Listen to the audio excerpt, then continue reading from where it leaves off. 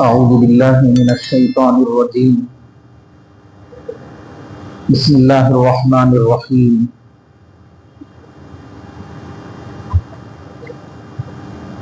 إن أول بيت وضع للناس للذي ببكة مباركا وهدى للعالمين.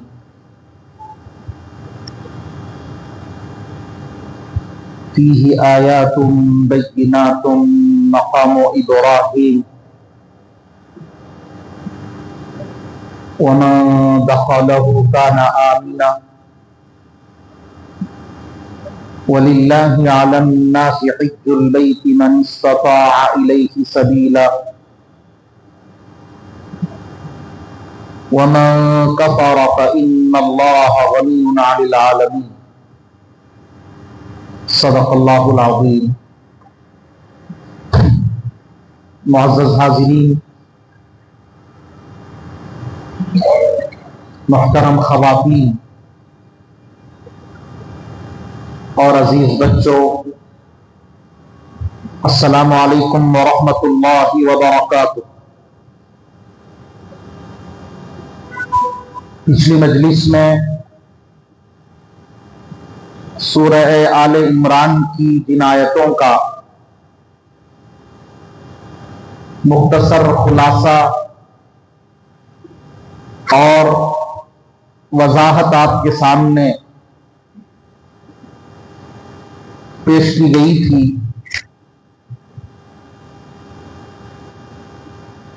اسے میں چند منٹ میں سمرائز کر کے آج کی آیتوں کی طرف آؤں گا. ان پچھلی آیات میں اللہ رب العزت والجلال نے بنی اسرائیل کے حضور پاک صلی اللہ علیہ وسلم کے سامنے آ کر ایک اعتراض کا جواب دیا. انہوں نے اعتراض کیا تھا کہ اے محمد صلی اللہ علیہ وسلم، آپ کا یہ دعویٰ ہے کہ آپ کا طریقہ ابراہیم علیہ السلام کا طریقہ ہے اور آپ کا دین ابراہیم علیہ السلام کا دین ہے، آپ کی ملت ابراہیم علیہ السلام کی ملت ہے، لیکن یہ کیا بات ہے کہ ہم آپ کو اور آپ کی امت کو اونٹ کا گوشت بھی کھاتے ہوئے دیکھتے ہیں، اونٹنی کا دودھ بھی پیتے ہوئے دیکھتے ہیں، جبکہ ابراہیم علیہ السلام تو اونٹ کا گوشت نہیں کھاتے تھے، اونٹنی کا دودھ نہیں پیتے تھے. اگر آپ کا طریقہ ابراہیم علیہ السلام کا طریقہ ہے تو آپ لوگوں کو بھی نہیں کھانا چاہیے. یا تو آپ کا دعویٰ بدلیے یا پھر یہ گوشت کھانا چھوڑیے. تو اللہ نے اس کا جواب دیا تھا کہ نہیں، اونٹ کا گوشت تو بہت بعد میں حضرت یعقوب علیہ السلام نے اپنے اوپر منع کر لیا تھا، ایک منت مان کر، ایک نظر مان کر کہ اللہ میرا فلاں مرض دور ہو گیا.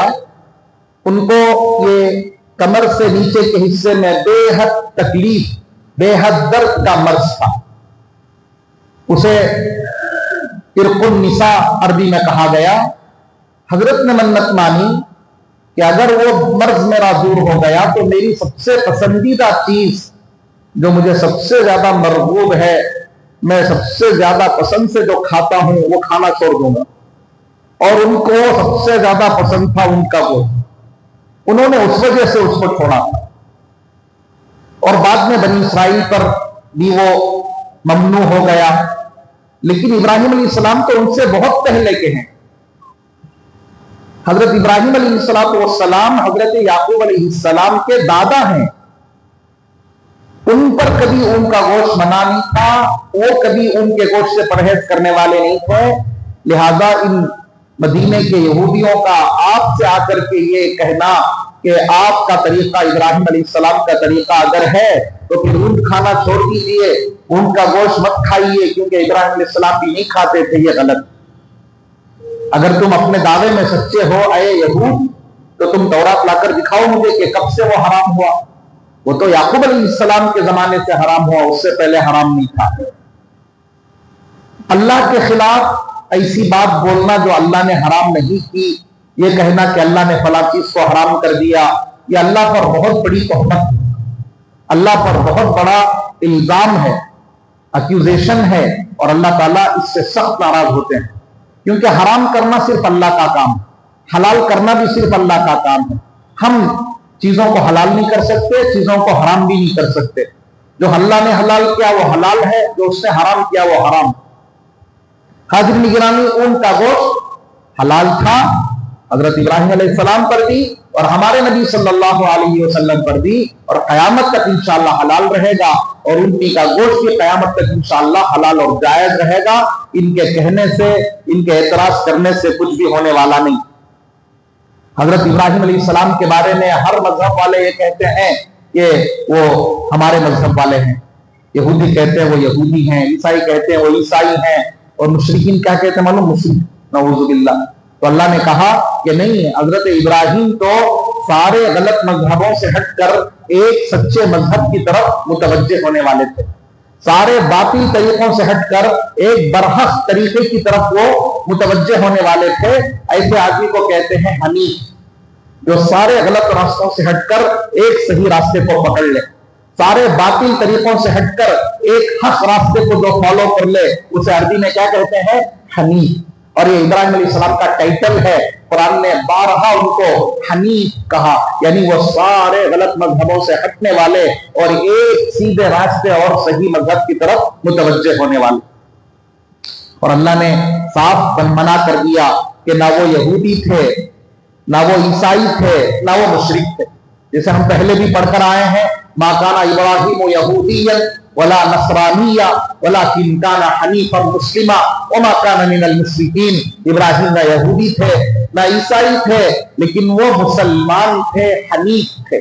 حنیف کا معنی سارے باطل مذہبوں سے ہٹ کر، منہ پھیر کر حق مذہب کی طرف رخ کرنے والے، اور مشرکین میں سے بھی نہیں تھے، نعوذ باللہ۔ وہ تو سارے مشرکین کے ماحول میں تنے تنہا توحید کا جھنڈا بلند کرنے والے، وحدانیت کی صدا بلند کرنے والے اللہ کے سچے پیغمبر تھے۔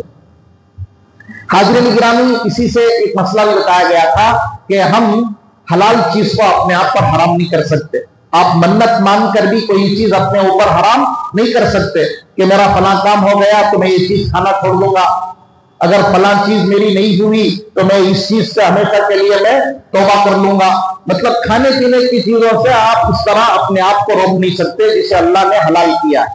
کسی وجہ سے آپ نہیں کھا رہے ہیں وہ الگ بات ہے، آپ کی صحت کا مسئلہ اور آپ کے انفلیمیشن کا مسئلہ، آپ کی ڈائٹ کا مسئلہ، آپ نہیں کھا رہے ہیں، اوکے، لیکن اسے آپ حرام نہیں سمجھ سکتے، اس کے کھانے والوں کو آپ حقیر نظروں سے دیکھ نہیں سکتے، آپ ان کو گئے گزرے نہیں سمجھ سکتے۔ ایسا کرنا یہ بالکل اسے حرام سمجھنے کے جیسا ہو گیا، اگرچہ کہ آپ زبان سے تو نہیں کہہ رہے ہیں، لیکن بیہیو ویسے کر رہے ہیں جیسے اسے آپ حرام سمجھ رہے ہیں۔ ایک ہوتی ہے زبان قال، ایک ہوتی ہے زبان حال، ایک ہوتی ہے ہماری زبان، ایک ہوتی ہے باڈی لینگویج۔ کبھی کبھی آدمی اپنی باڈی لینگویج سے بھی بعض باتیں کہتا ہے، ایک لینگویج ہے، ایک باڈی لینگویج ہے۔ تو ہم ایسا کوئی رویہ اختیار نہ کریں کہ یہ چیز میں نہیں کھاتا لیکن کھانے والوں کو دیکھ کر میں ایسا رویہ اختیار کر رہا ہوں کہ گویا وہ غلط کھانا ہے۔ ایسا کرنا بالکل منع ہے۔ جسے میں نے پچھلی دفعہ بھی عرض کیا تھا، ایک مرتبہ سرکار دو عالم صلی اللہ علیہ وسلم نے کسی وجہ سے شہد کھانے کو اپنے اوپر منع کر لیا، تو اللہ تعالیٰ نے آیت نازل کر دی، یا ایھا النبی لم تحرم ما احل اللہ لک، اے نبی آپ ایسی چیز کو کیوں حرام کر لیتے ہیں جو اللہ نے آپ کے لیے حلال کی ہے۔ آگے فرماتے ہیں قد فرض اللہ لکم تحلۃ ایمانکم، ایسی جو غلط قسمیں ہیں ان کو توڑنا فرض ہے، ان کو توڑنا فرض ہے، توڑو کفارہ دو۔ کفارے کا بھی مسئلہ میں نے بتایا کہ اگر قسم توڑ دیے ہیں، دو طرح کی قسمیں ہیں، ایک جائز قسم ہے تو اسے نبھانا، قسم کھانے سے پہلے سوچ لینا میں نبھا سکتا ہوں کیا، میرے اندر یہ کیپیسٹی ہے کیا ہے، جائز قسم کھا لیے۔ اور یہ بھی بتایا تھا میں نے کہ اللہ کے نام کے سوا کسی کی قسم کھانا جائز نہیں۔ ایک حدیث پاک میں آتا ہے من حلف بغیر اللہ فقد اشرک، جو اللہ کے نام کے علاوہ کی قسم کھاتا ہے وہ شرک ہے، نعوذ باللہ۔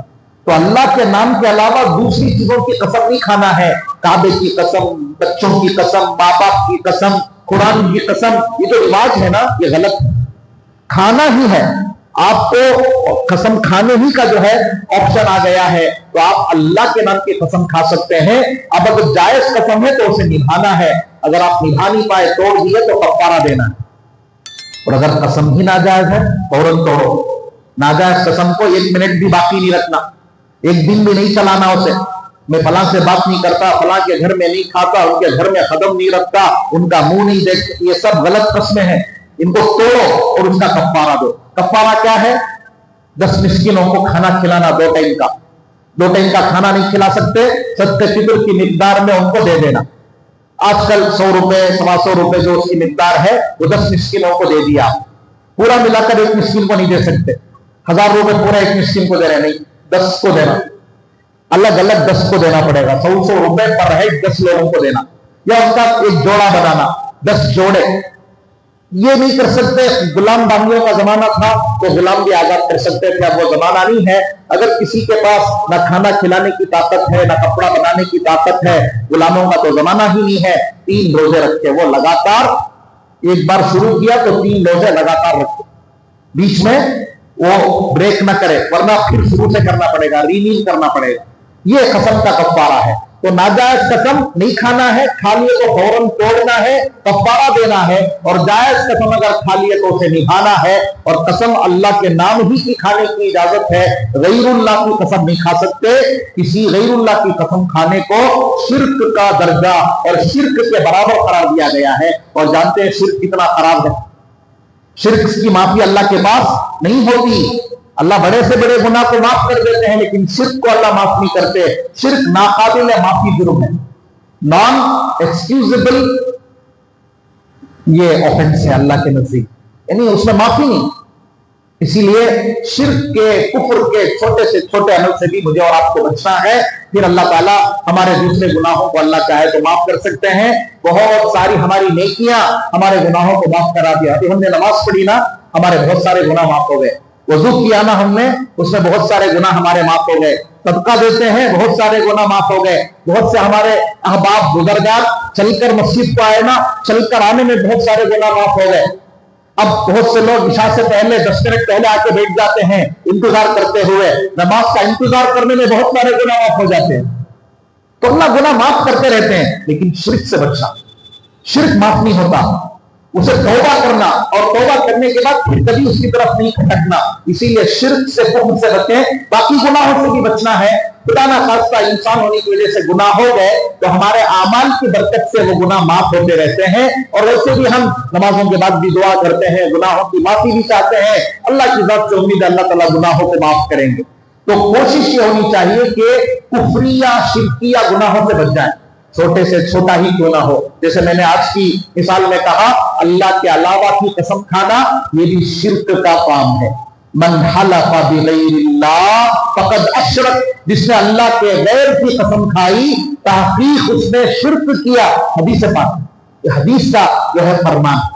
حاضرین گرامی، یہ پچھلی مجلس کا کچھ خلاصہ تھا، قسم کا بیان تھا اس میں. اور اپنی طرف سے کسی چیز کو حرام کر لینے کی ممانعت کی. ہمیں اس کا کوئی حق نہیں پہنچتا کہ ہم اپنی طرف سے چیزوں کو حرام کرتے پھریں یا حلال کرتے پھریں. یہ تو اللہ کی اتھارٹی ہے، ہم ان کے کام میں دخل نہیں دیں گے. آج جو آیت ہم نے پڑھی ہے آیت نمبر 90 بڑی اہم آیت ہے. اس میں اللہ رب العزت والجلال نے کعبۃ اللہ کی فضیلت بیان کی ہے، اس کا مقام بیان کیا ہے. اسلام میں مسلمانوں کے لیے وہ کیا حیثیت رکھتا ہے، اس کا سٹیٹس کیا ہے، اور مکے کی فضیلت بھی بیان کی.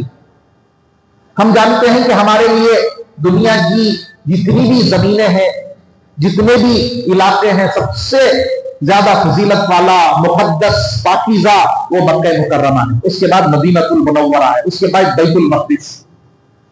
یہ 3 ہمارے لیے سیکرڈ پلیسز ہیں. سب سے ٹاپ میں آتا ہے مکہ مکرمہ. حاضرین گرامی، اس کا بھی ذکر اس میں آیا. اس آیت کریمہ میں آپ پہلے ترجمہ دیکھیں، پھر انشاءاللہ ایک ایک لفظ کی وضاحت آپ کے سامنے کی جائے گی.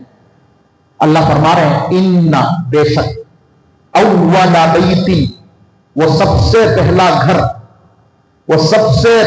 گھر اوضع جو بنایا گیا للناسی لوگوں کے نفع کے لیے، لوگوں کے فائدے کے لیے، للذی وہ گھر ہے ببکہ جو مکے میں ہے۔ عربی میں مکے کو بکہ بھی کہتے ہیں۔ اصل میں عرب کے جو ٹرائبس ہیں، بعض لوگ میم کو با کہتے ہیں، جتنے بھی ورڈز میم سے شروع ہوتے ہیں وہ میم کے بجائے کیا بولتے ہیں؟ با بولتے ہیں۔ تو اللہ تعالیٰ نے اس کے حساب سے بھی ان کے عرف اور ان کی سوسائٹی کا لحاظ کرتے ہوئے بھی مکے کو بکہ فرمایا۔ مکے کا ایک نام بکہ بھی ہے، بکہ یعنی مکہ۔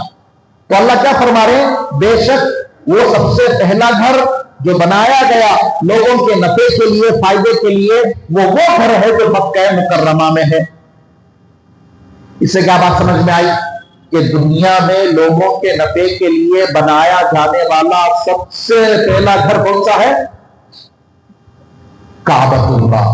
کون سی سٹی میں ہے وہ؟ مکے کی سٹی میں ہے۔ سب سے پہلے گھر کا کیا مطلب؟ سب سے پہلے انسان کون؟ حضرت آدم۔ تو ان کے ذریعے سے عبادت کے واسطے بنایا جانے والا سب سے پہلا گھر۔ سب سے پہلے انسان بھی ہیں حضرت آدم، سب سے پہلے نبی بھی ہیں، ان کے ذریعے سے عبادت کے واسطے بنایا جانے والا سب سے پہلا کنسٹرکشن وہ کعبہ ہے۔ بعض لوگ کہتے ہیں عبادت ہی کے لیے نہیں، گھر نام کی کوئی چیز ہی نہیں تھی، نہ عبادت کا کوئی گھر تھا، نہ رہنے سہنے کا کوئی گھر تھا، نہ قیام کا کوئی گھر تھا۔ سب سے پہلا ویری فرسٹ اسٹرکچر ہی کعبہ ہے۔ حضرت آدم نے آتے ہی سب سے پہلے اللہ کے حکم سے کیا بنایا؟ کعبہ بنایا۔ یعنی بعض علماء کہتے ہیں کہ کوئی گھر ہی نہیں تھا انسانوں کا بھی، سب سے پہلا جو مکان بنایا وہ کعبے کا جو ہے وہ مکان تھا، وہ گھر تھا۔ بعض لوگ کہتے ہیں نہیں، انسانوں کے مکان تو تھے، عبادت کا کوئی مکان نہیں تھا۔ حضرت آدم علیہ السلام نے اللہ کے حکم سے سب سے پہلے کعبے کی تعمیر فرمائی۔ حضرت آدم علیہ السلام کے زمانے میں جو کعبے کی تعمیر ہوئی ہے وہ تعمیر چلی آئی ہے، وہ اسی طرح ایک زمانے کے بعد دوسرا زمانہ، ایک نبی کے بعد دوسرے نبی، ایک رسول کے بعد دوسرے، اس طرح وہ چلی آئی ہے حضرت نوح علیہ السلام کے زمانے تک۔ لیکن طوفان نوح میں اس کی عمارت کو نقصان پہنچا۔ وہ ورلڈ وائڈ طوفان تھا، پوری دنیا میں وہ طوفان کا پانی آیا تھا، زمین سے بھی پانی، آسمان سے بھی پانی۔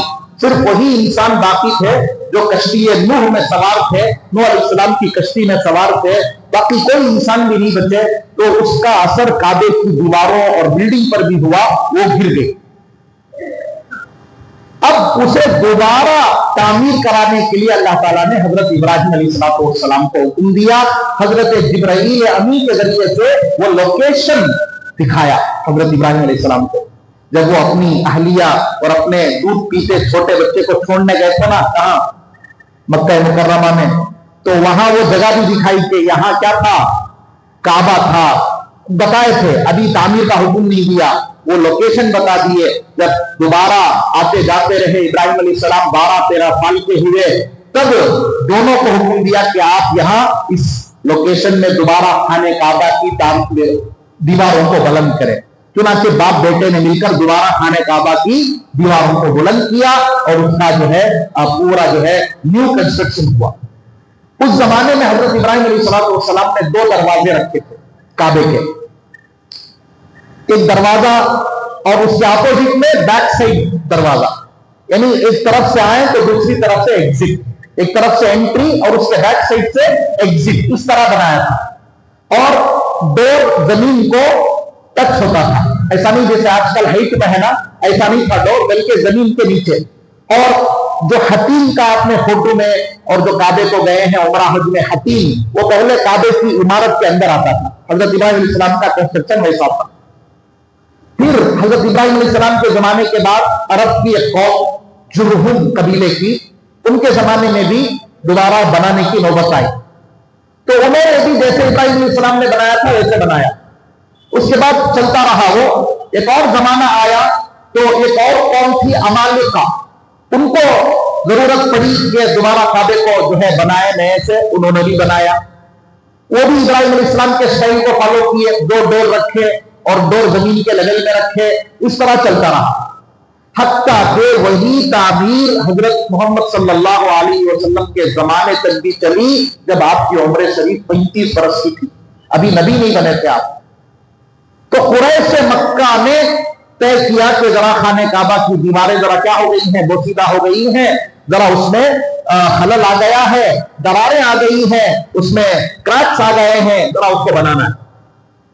اب جب انہوں نے بنایا ہے تو ان کے فنڈز کم ہو گئے، ان کے قریش کے، یہ قریش وہ قبیلہ ہے جس کے اندر حضور اکرم صلی اللہ علیہ وسلم پیدا ہوئے تھے، تو ان کے فنڈز کم ہو گئے، وہ بالکل پاکیزہ مال کعبے میں لگا کر اسے دوبارہ تعمیر کر رہے تھے، فنڈز کے شارٹیج کی وجہ سے انہوں نے وہ حصہ بھی چھوڑ دیا جو آج کل حتیم کے مارک سے جو ہے موجود ہے، اور ڈور ایک ہی بنا دیا انہوں نے۔ وہاں کے علاقے میں سورج جہاں سے شروع ہوتا ہے اس طرف ڈور کر دیا، یعنی ایسٹ سائڈ ڈور، مشرق کی طرف انہوں نے دروازہ رکھ دیا، پیچھے کا دروازہ بند کر دیا، جو پیچھے کا دروازہ تھا اسے اڑا دیا انہوں نے، اور کیا کیا، ہائٹ کر دیا کہ ہر ایک کو جانے کی اجازت نہیں دینا، ہمیں جسے چاہتی انہیں اندر جانا۔ ایک طرح سے اس میں کیوں کہہ لیجئے دوسروں کے لیے انہوں نے جانے کا جو ہے آپشن ختم کر دیا، اب یہ نیچے رہے گا تو ہر کوئی کوشش کرے گا، ہائٹ کر دیے اور اسے جو ہے خاص لوگوں کے لیے جانے کی اجازت دیتے تھے، تو اس طرح انہوں نے اس کی تعمیر کی۔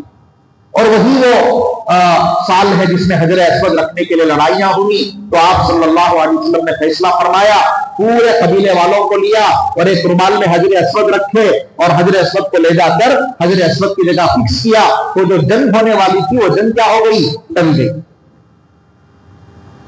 سرکار دو عالم صلی اللہ علیہ وسلم نے جب مکہ فتح کیا 8 ہجری میں، یہ ہوا ہے جب حضور صلی اللہ علیہ وسلم 35 سال کے ہیں، جب مکہ فتح ہوا سن 8 ہجری میں، سن 8 ہجری کا مطلب اب آپ علیہ السلام کی عمر شریف تقریباً 60 پر ایک سال ہے، یعنی تقریباً ڈبل اوور ہو گئی ہے۔ تو حضور فرماتے ہیں اپنی اہلیہ محترمہ حضرت عائشہ سے، عائشہ میرا دل چاہتا ہے کہ میں اس بلڈنگ کو اسی ڈیزائن میں کر دوں جو میرے ابا حضرت ابراہیم علیہ السلام کے زمانے میں ہوتی، یعنی اس کے 2 ڈور بنا دوں اور زمین کے لیول کر دوں اور حتیم کا حصہ بھی کیا کر دوں، اندر انکلوڈ کر دوں، میرا یہ دل چاہتا ہے، میری خواہش ہے یہ، لیکن میں ایسا نہیں کروں گا۔ کیوں؟ لوگ مسلمان ہو رہے ہیں بہت زیادہ، فتح مکہ کے بعد بہت سارے لوگ، thousands of people اسلام میں آنے لگے، عرب کے باہر کے لوگ، نان عربک، سب لوگ اسلام میں آنے لگے۔ تو حضور نے فرمایا اگر میں کعبے کو گرا کے پھر نیا بناؤں تو لوگ کیا سمجھیں گے، ذرا مکے کو کیا جیتے، کعبے کچھ توڑ کر بدلنا شروع کر دیے، اس طرح کی ان کے اندر مس انڈرسٹینڈنگ آ جائے گی۔ وہ یہ سمجھیں گے کہ جب تک کعبے پر کنٹرول نہیں تھا، پرانا جیسا تھا ویسا مانتے تھے، جیسا ہی کنٹرول آیا اسے توڑ پھوڑ کے بنانا شروع کر دیے، اس طرح کے رومرز پھیلیں گے اور نئے نئے مسلمان جو ہے وہ کنفیوز ہو جائیں گے۔ صحابہ کنفیوز نہیں ہوں گے، پکے مسلمان کنفیوز نہیں ہوں گے، نیو کمرز کیا ہو جائیں گے، جو ریورٹ ہو رہے ہیں، جو اسلام میں آ رہے ہیں وہ کیا ہو جائیں گے، یہ کیا بھی ایسا ہے نا، اب تو کچھ نہیں کیے، جیسے ہی جیتے تو توڑنا پھوڑنا شروع کر دیا اللہ کے گھر کو، یہ غلط فہمی آ جائے گی، اس لیے میں نہیں کرتا۔ آپ علیہ السلام 2 سال کے بعد اللہ کو پیارے ہو گئے، اس کے بعد حضرت ابو بکر خلیفہ بنے رضی اللہ عنہ، حضرت عمر، حضرت عثمان، حضرت علی رضی اللہ عنہ خلیفہ بنے۔ اس کے بعد حضرت عثمان رضی اللہ عنہ کے بعد ذرا مسلمانوں کے درمیان ذرا اختلافات ہوئے، لڑائیاں ہوئی یزید کی خلافت کو لے کر۔ یزید جس کے دور میں حضرت امام حسین رضی اللہ عنہ کی شہادت کا، کربلا کا وہ دل سوز اندوہناک کربناک واقعہ پیش آیا، اکابر کا بڑا اختلاف تھا۔ حضرت عبداللہ بن زبیر رضی اللہ عنہ جو حضرت عائشہ کے بھانجے ہیں، انہوں نے یزید کی بیعت کو نہیں مانا، اور وہ مکے کو انہوں نے الگ جو ہے کیپچر کر لیا حضرت عبداللہ بن زبیر نے، اور مکے میں اپنی حکومت قائم کر لی۔ اب مکے میں کس کی گورنمنٹ؟ عبداللہ بن زبیر، جو کون ہے؟ हुजूर अकरम सल्लल्लाहु अलैहि वसल्लम की अहलिया हजरत आयशा के भांजे हैं, बहुत बड़े सहाबी हैं, तो उनकी हुकूमत चलती थी। तो उन्होंने क्या किया, उनको वो हदीस याद थी जो हुजूर ने फरमाई थी कि मेरा दिल चाहता है कि मैं काबे की बिल्डिंग को कौन से डिजाइन में बना दूं, जो हजरत इब्राहिम अलैहिस्सलाम के जमाने में थी। वो उनको याद था, क्योंकि इनकी हुकूमत है मक्के में, इन्होंने हुजूर की ख्वाहिश के मुताबिक 2 डोर रख दिए, जमीन के लेवल में कर दिए और हतीम का हिस्सा भी अंदर ले लिया। हजरत अब्दुल्ला बिन जुबैर रज़ी अल्लाह अन्हु ने, अब कंस्ट्रक्शन हो गया, हुजूर की ख्वाहिश के मुताबिक चल रहे हैं, लेकिन चूंकि वो मौजूदा गवर्नमेंट के खिलाफ थे, रेबल बन गए थे वो, और मक्के को अलग उन्होंने कैप्चर कर लिया था, तो पूरी तरफ से उन पर हमला हुआ। और हमला करने वालों का जो कमांडर था हज्जाज बिन यूसुफ, बहुत बड़ा जालिम, बहुत बड़ा ऑपरेशन है वो इस्लामी तारीख का। बाज लोगों ने कहा है उसके हाथ से नाहक कत्ल होने वाले 1,20,000, उसके हाथ से नाहक कत्ल होने वालों का नंबर कितना है, 1,20,000। एक रिवायत है, बहुत लोगों को उसने नाहक मारा है। अगर मैं आपको कहूं सहाबा तक को मारा है, बड़े बड़े ताबईन तक को मारा है। हज्जाज बिन यूसुफ बहुत बड़ा जालिम, उलमा ने उसे जालिम हाज़िहिल उम्मा का टाइटल दे दिया, इस उम्मत का बहुत बड़ा जालिम। उसने आकर के हमला किया। हजरत अब्दुल्ला बिन जुबैर तने तनहा थे, छोटी ये थी, उनके पास जो बैकअप था बहुत छोटा था, हुकूमत भी उनकी एक सिटी पर थी, ये चारों तरफ से घेर कर हजरत को शहीद कर दिया। अब ये हज्जाज क्या कहता है, अगर मैं इनके काबे के डिजाइन को बाकी रखूंगा तो इनकी इज्जत हो जाएगी, लोग इस हवाले से इनको खूब याद करेंगे, इनका तो नाम ऊंचा हो जाएगा, और इसे पसंद नहीं आया। उसने क्या किया, लोगों में यह बात फैलाई कि इन्होंने जो हुजूर के जमाने में काबा था उसे तोड़ दिया। हुजूर के जमाने में कैसा था, 1 डोर वाला, हाइट वाला, हतीम बाहर। हुजूर के जमाने का काबा ही होना चाहिए, इन्होंने बिदअत की है, उस तरह रोमर्स फैलाकर दोबारा तोड़कर वैसा बना दिया। जैसे कैसा था, हुजूर के जमाने में था कि 1 डोर हो गया, हाइट में चला गया और हतीम का हिस्सा बाहर आ गया। सिर्फ वो इसलिए किया था कि हजरत अब्दुल्ला बिन जुबैर को क्रेडिट ना मिले, उनकी शोहरत ना हो, लोग उनको इस हवाले से याद ना रखें, इसलिए किया। खैर वो बात हो गई। बाद में अच्छे बादशाह आए, उन्होंने कहा कि हम अब दोबारा हुजूर की इसी मर्जी की वैसा बनाएंगे। अब उस जमाने में जो पूरे हिजाज के अरबियन पेनिनसुला के जो सबसे बड़े मुफ्ती साहब थे वो हजरत इमाम मालिक थे। इमाम मालिक जो 4 बड़े इमामों में से एक इमाम है ना, उनसे फतवा पूछा गया कि देखो हज्जाज बिन यूसुफ ने हुजूर के ख्वाहिश के मुताबिक जो डिजाइन था उसे डेमोलिश करके बनाया है, आप अगर परमिशन देंगे तो हम दोबारा हुजूर की ख्वाहिश के मुताबिक बना देंगे। अल्लाह जज़ा खैर में हजरत इमाम मालिक रहमतुल्लाह अलैह को क्या फतवा दिया, देखो अगर मैं तुम्हें इजाजत दूंगा तो हर नया आने वाला बादशाह वो यही काम करेगा, तोड़ना बनाना, तोड़ना बनाना, तोड़ना बनाना, काबा खिलौना बन जाएगा। क्या बन जाएगा, एक पॉलिटिकल स्टंट बन जाएगा। क्या बन जाएगा कि कोई भी आया तो वो चाह रहा है कि उन्होंने तोड़े, अब मैं ही दूसरा बनाऊंगा ताकि मेरा नाम हो, वो आएगा वो दूसरा बनाएगा, काबे को एक खिलौना बना लेंगे। इसलिए मैं फतवा देता हूं कि अब जैसा है इसको ऐसे ही बाकी रखा जाएगा, किसी बादशाह को इसमें किसी भी तरह की चेंजिंग करने की इजाजत नहीं है। फतवा दे दी। उस वक्त का फतवा आज भी वैसा ही है और कयामत तक इंशाअल्लाह वैसा ही रहेगा।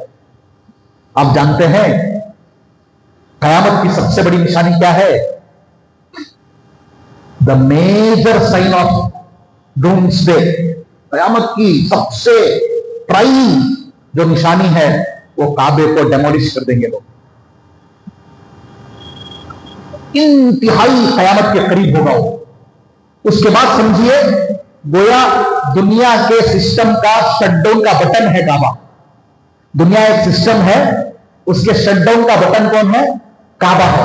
जब तक वो है बटन ऑन है, सिस्टम ऑन है, सिस्टम चल रहा है, काम चल रहा है, प्रोग्राम चल रहे हैं, सॉफ्टवेयर काम कर रहा है, पूरा चल रहा है। जब वो डेमोलिश होगा ना, वो भी अल्लाह के फैसले से होगा, उसका टाइम है, तो गोया शटडाउन बटन दबा दिया, अब सिस्टम कोलैप्स हो जाएगा। उसके बाद से पीछे ही दुनिया तबाही के दहाने पर पहुंच जाएगी और बहुत थोड़े अरसे में पूरी जो है जमीन में जलजले आ जाएंगे, आसमान फट पड़ेगा, पहाड़ अपनी जगह से उड़ते फिरेंगे, समंदरों में आग लग जाएगी। वो जो गैस से पानी बनता है ना, नाइट्रोजन हाइड्रोजन, वो अलग करने से वो गैस जलने के काबिल हो जाती है। तो वो ऐसा अल्लाह के हुक्म से अलग होंगे कि उसका फायर लग जाए, आग लग जाए। ये आग भी तो गैस से बनती है ना, ये दो गैस बनकर पानी बनता है, अल्लाह उसे ऐसा अलग करेंगे कि उसमें आग लग जाए। तो समंदरों में आग लग जाएगी। जैसे 20वें पारे में हम पढ़ते हैं वो जमाना याद करो जब समंदरों में आग लग जाए, समंदर आग में बदल जाएंगे, आग का समंदर।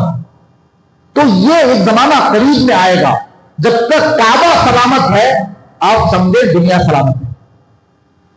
काबे की सलामती दुनिया की सलामती, काबे का कायम रहना, सातों जमीन सातों आसमान का कायम रहना, काबे को डिस्टर्ब करना, काबे को नुकसान पहुंचाना, सिर्फ काबे को नुकसान पहुंचाना नहीं है, वो पूरी यूनिवर्स को क्या करना है, नुकसान पहुंचाना है। उसके साथ डिस्टर्बिंग उसे जो है छेड़ने की जो है वो कोशिश है।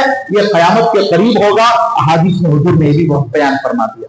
अल्लाह काबे को सलामत रखें, अल्लाह ताला उसकी हिफाजत फरमाए, क्योंकि उसकी हिफाजत में दुनिया की हिफाजत है, इंसानों की हिफाजत है, कौमों की हिफाजत है, उम्मतों की हिफाजत है। बाकी अल्लाह जब चाहेंगे दुनिया खत्म करना, वो चीजें होंगी, लेकिन हमारा काम है हरमैन की हिफाजत की दुआ करना, बैतुल मक़दिस की हिफाजत की दुआ करना, और हर मस्जिद और अल्लाह के हर घर की हिफाजत की दुआ करना। तो ये सबसे पहला घर था जो हजरत आदम से बना, नूह अलैहिस्सलाम के जमाने में आकर के टूटा, इब्राहिम अलैहिस्सलाम ने दोबारा बनाया, वही चलता रहा, और मैंने उसके आपको कई मराहिल मैंने बताए, और आज वो इसी तरह है और क़यामत तक इंशाअल्लाह इसी तरह रहेगा। हाज़िरीन गिरामी,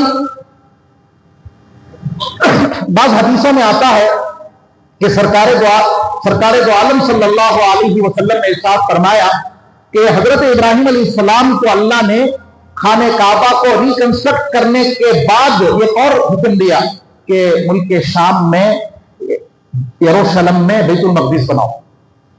हजरत इब्राहिम अलैहिस्सलाम ने जाकर के बैतुल मक़दिस का फाउंडेशन रखा। इस खाने काबा का फाउंडेशन नहीं रखे इब्राहिम अलैहिस्सलाम, उसे नई तामीर किए, जदीद तामीर। फाउंडेशन कौन रखे थे? आदम अलैहिस्सलाम। खाने काबा का फाउंडेशन कौन रखे थे? आदम अलैहिस्सलाम। इब्राहिम अलैहिस्सलाम क्या किए? उसे दोबारा बनाए, नई तामीर। लेकिन बैतुल मक़दिस का फाउंडेशन कौन रखे? इब्राहिम अलैहिस्सलाम रखे। उसके दरमियान कितना जमाना है? सहाबा ने पूछा, हुजूर ने फरमाया 40 साल का गैप। ये खाने काबा को बनाकर मुकम्मल करने के 40 साल के बाद, क्योंकि इब्राहिम अलैहिस्सलाम मुल्क शाम में भी रहते थे, मुल्क शाम और मक्का आते जाते थे, तो मुल्क शाम में वहां के लोगों की इबादत के लिए हजरत इब्राहिम अलैहिस्सलाम के जरिए से अल्लाह ताला ने किसका संगे बुनियाद करवाया, किसका फाउंडेशन करवाया? बैतुल मक़दिस का। लेकिन मशहूर क्या है? सुलेमान अलैहिस्सलाम बने बैतुल मक़दिस को। क्या मशहूर है, फेमस क्या है? बैतुल मक़दिस को बनाने वाले कौन है? हजरत सुलेमान अलैहिस्सलाम। सुलेमान अलैहिस्सलाम ऐसे ही हैं जैसे इब्राहिम अलैहिस्सलाम काबा दोबारा बनाए हैं ना, वैसे ही उन्होंने बैतुल मक़दिस को रिकंस्ट्रक्ट किया है, दोबारा नई तामीर बनाई है। फाउंडर वो नहीं है। जैसे इब्राहिम अलैहिस्सलाम काबे के फाउंडर नहीं, वैसे सुलेमान अलैहिस्सलाम किसके फाउंडर नहीं? बैतुल मक़दिस के फाउंडर नहीं।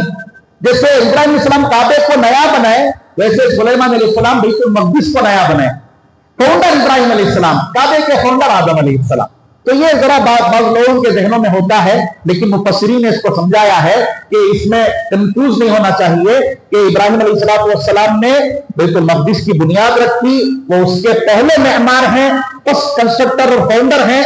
उसके बाद सुलेमान अलैहिस्सलाम का जमाना बाद में आता है, उन्होंने इसे दोबारा तामीर किया था और ऐसा शानदार बनाए थे वो, सुभान अल्लाह। उनके कब्जे में तो जिन्नात भी थे ना, जिन्नात को ऑर्डर देते ऐसा बनाना, सुतरून डूम ऐसा बनाना, ऐसे पत्थर लेकर आना, ऐसे मार्बल्स लेकर आना, ऐसे जो है कीमती जो है वो जेम्स लेकर आते हो और बनाते। तो शानदार बिल्कुल एक वंडर जैसी जो है तामीर हज़रत सुलेमान अलैहिस्सलाम ने करवाई थी, वो उसकी जदीद तामीर थी, वो उसकी नई पहली तामीर नहीं थी। हजरत आदम अलैहिस्सलाम फाउंडर हैं काबे के, इब्राहिम अलैहिस्सलाम रिकंस्ट्रक्टर हैं, और इब्राहिम अलैहिस्सलाम बैतुल मक़दिस के फाउंडर हैं। सुलेमान अलैहिस्सलाम रिकंस्ट्रक्टर हैं। ये आप ध्यान में रखें तो आपको कभी उलझन नहीं होगी। कभी आप सुनेंगे तो आपको पता चल जाएगा कि कौन किसका फाउंडर है। अल्लाह फरमा रहे हैं इन्ना अव्वल बैतिन, बिला शुबा वो सबसे पहला घर, उदिया जो बनाया गया, लिन्नासी लोगों के नफे के लिए, लल्लजी वो वही घर है, बिबक्का का जो मक्का मुकर्रमा में है। मैंने बताया मक्के का दूसरा नाम बक्का है, और मक्का मुकर्रमा पूरी दुनिया में सबसे ज्यादा पसंदीदा शहर है अल्लाह का, सबसे ज्यादा पसंदीदा शहर। और हदीस पाक के हवाले से उलमा ने ये लिखा है पूरी जमीन बनने से पहले पानी ही पानी था, पहले सिर्फ पानी था। सबसे पहले जमीन जहां से उबलना शुरू हुई वो वही जगह है जहां काबा बना हुआ है। इसी तरह फिर मक्का सिटी, तो सबसे पहले जमीन नाम की जो चीज बनी वो मक्के की बनी। इसीलिए अगर आप पूरा वर्ल्ड का मैप रख करके देखेंगे और वहां आप स्केल वगैरह के जरिए से मेजरमेंट लेके देखेंगे तो मक्के का जो लोकेशन है ना, मक्का जो लोकेटेड है वर्ल्ड मैप में, ऐसा लगेगा जैसे इंसान की बॉडी में हार्ट है ना, वो हार्ट के लोकेशन की तरह नजर आएगा। जैसे हार्ट लोकेटेड है हमारी बॉडी में, अब ये इस तरफ है, ये लंबाई है, ये चौड़ाई है, उस तरह एक चौड़ाई है वर्ल्ड मैप की, एक लंबाई है उसकी। तो उस जो आप मक्के का जो लोकेशन है उसे आप पॉइंट करेंगे, उसे आप निशान लगाएंगे तो आपको ऐसा लगेगा जैसा वो दुनिया का दिल है। मक्का क्या है? Heart of the world. दुनिया का क्या है? वो दिल है। जाहिर सी बात है वो अल्लाह का सबसे पसंदीदा इलाका है, वहां अल्लाह का सबसे पहला घर इबादत का बनाया गया है। और उसकी क्या खुसूसियात हैं मक्के की, इंशाअल्लाह वो और आयतों में जहां सूरह इब्राहिम वगैरह आएगा इंशाअल्लाह, हालांकि सूरह बकरा में कुछ आयतें हम पढ़ चुके हैं उसके बारे में, मजीद उसकी वजाहत आगे आएगी। अब आगे अल्लाह ताला फरमा रहे हैं हरम शरीफ के बारे में और मक्का मुकर्रमा के बारे में, काबे के बारे में, मुबारकन जो बरकत वाला है, बाबरकत है। मक्के को, काबे को अल्लाह ताला बरकत वाला बता रहे हैं, बाबरकत बता रहे हैं, यानी उसमें वर्चू है, उसमें ब्लेसिंग्स हैं। कैसी बरकत है? बरकत किसे कहते हैं?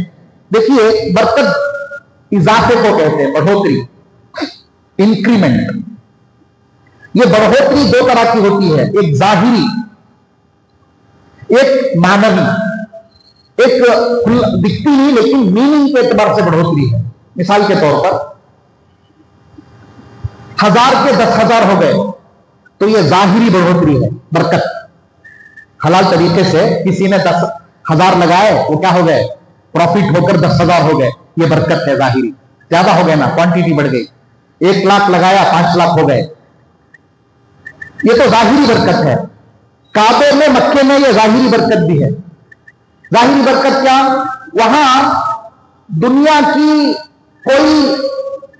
दुनिया का कोई कारखाना नहीं, एग्रीकल्चर ज्यादा नहीं, खेती बाड़ी ज्यादा नहीं, लेकिन आपको हर चीज, हर प्रोडक्ट उम्दा से उम्दा वहां आपको मिलेगा। ये जाहिरी बरकत है।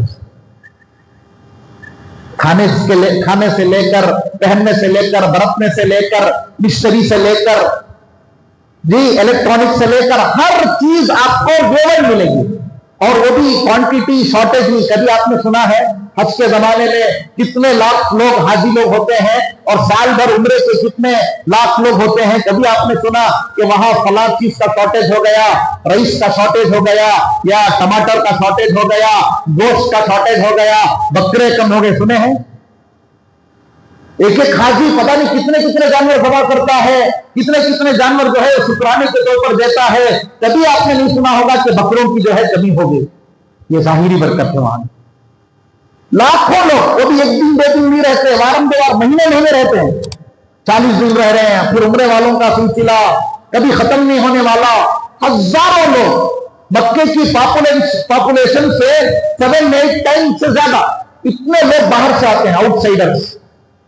कभी कोई शॉर्टेज नहीं, ना पानी का, ना खाने का, ना अनाज का, किसी चीज का। करंट भी नहीं जाता वहां, इलेक्ट्रिसिटी भी कट नहीं होती वहां, कोई चीज की कमी नहीं। बरकत, जाहिरी बरकत। मानवी बरकत, बातिनी बरकत क्या? बातिनी बरकत ये है कि एक नमाज पढ़ेंगे 1,00,000 नमाज का सवाब मिलेगा। अल्लाह, 1,00,000 नमाज पढ़ना बोले तो कितने साल होना? एक दिन के 5 नमाजें, एक महीने के 150 नमाजें, एक साल के आप कैलकुलेशन करते जाइए, 1,00,000 होने के लिए कितने साल पढ़ना पड़ता है, लेकिन वहां एक नमाज का सवाब 1,00,000 के बराबर है। ये उसकी मानवी बरकत है, बातिनी बरकत है। तो काबा जाहिरी एतबार से भी बरकत वाला है, मानवी एतबार से भी बरकत वाला है। वहां की नेकियां 1,00,000 के बराबर तोली जाती हैं, और वहां खामोश बैठना भी, काबे को देखना भी सवाब है। देखिए, माँ बाप को देखना, एक दो देखना सवाब से खाली नहीं है। आप किसी चीज को देखेंगे सवाब मिले ऐसा नहीं हो सकता, लेकिन 2-3 चीजें ऐसी हैं कि जिनको देखने से भी सवाब मिलता है। एक तो माँ बाप, उनको आप प्यार से मोहब्बत से देखेंगे सवाब मिलेगा।